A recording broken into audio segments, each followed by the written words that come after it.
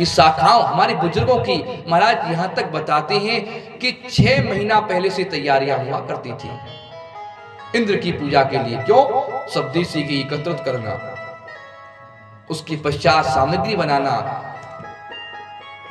भोग बनाना। ये 56 भोग की परंपरा कहां से आई साहब?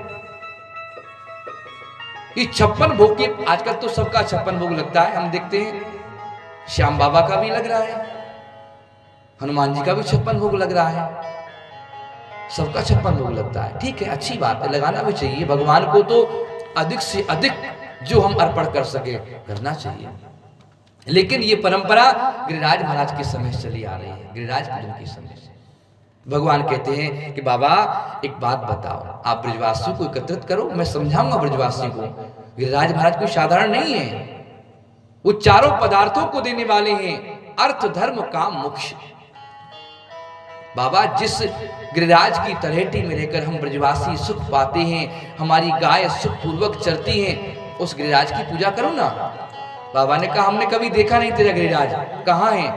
बोले मैं परिचय कराऊंगा। बोले बाबा तुम्हारा देवता तो कभी प्रत्यक्ष में आता भी नहीं, लेकिन मेरा देवता दयालु इतना है स्वयं प्रत्यक्ष में आकर खाता है। बोले अच्छा? बोले हाँ। सब ब्रजवासी को इकट्ठा किया। बंधुओं ये सत्य बात है, हमारे ब्रज में श्री गिरिराज महाराज आज भी सत्य देवता है, सच्चे देवता है। जो मांगो वही मिलता है गिरिराज महाराज से, और किसी की क्या। हम तो अपनी बता में, हमारी माता जी के 12 वर्ष तक कोई संतान नहीं हुई। घर वाले सब परेशान, बोले क्या करना चाहिए। यहां तक कि ये निश्चित हुआ कि चलो दूसरा विवाह। तो पिताजी बोले कोई बात नहीं भाई, देखो ऐसा है भाग्य में नहीं तो ठीक है, ये सब जो भी बाल गोपाल परिवार में हो सब हमारे ही बालक है, ठीक है, ठाकुर जी इच्छा नहीं है। अमेरिका से डॉक्टर आते थे साहब, वृंदावन में एक स्थान है CFC नाम का, तो वहां अब तो खैर बंद हो गया वो अस्पताल, पहले वहां बहुत बड़े डॉक्टर आते थे। तो अमेरिका से, तो वहां दिखाया, सब जगह दिखाया। उस डॉक्टर ने ये लिख कर के कह दिया था इस स्त्री के कभी जीवन में बालक नहीं हो सकते। कोई बात नहीं, लेकिन विश्वासो फलदायक है। हम लोग जगह जगह भटकते तो हैं, अपने ही देवता को भूल जाते हैं। एक बार श्री गिरिराज जी की शरण में जाकर के पिताजी ने कहा कि भगवान बस आप पे ही, अब तो कैसे भी कोई बाल गोपाल हो। ठीक है, 12 पूर्णिमा महाराज लगातार 12 पूर्णिमा परिक्रमा की, दूध की धार की।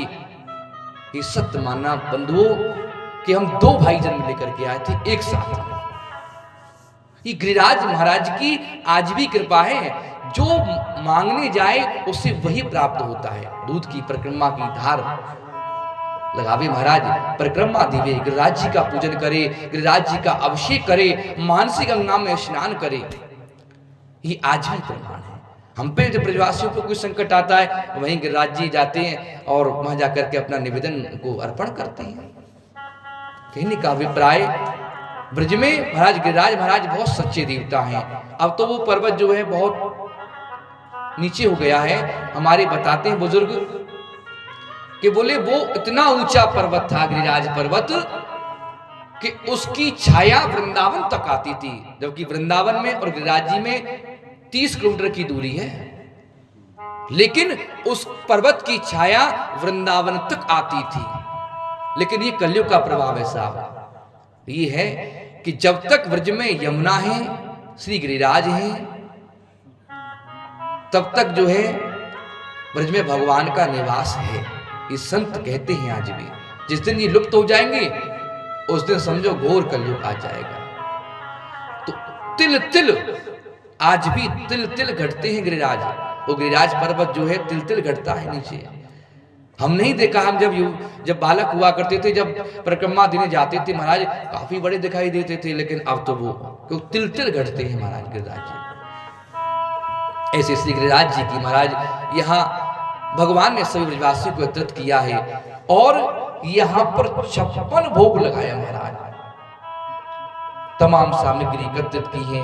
और यहाँ सभी ब्रजवासी अपने अपने छकड़ाओं में भर करके भोग सामग्री को लेकर भगवान श्री गिरिराज की शरण में गए हैं। आइए हम और आप मिलकर के भी श्री गिरिराज जी चलें, मनोभाव से समझे कि हम लोग गिरिराज जी जा रहे हैं, हम लोग यात्रा करें गिरिराज जी की। मैं तो गोवर्धन को जाऊं मेरे वीर ना पाने मेरो बनवा, मैं तो गोवर्धन को जाऊं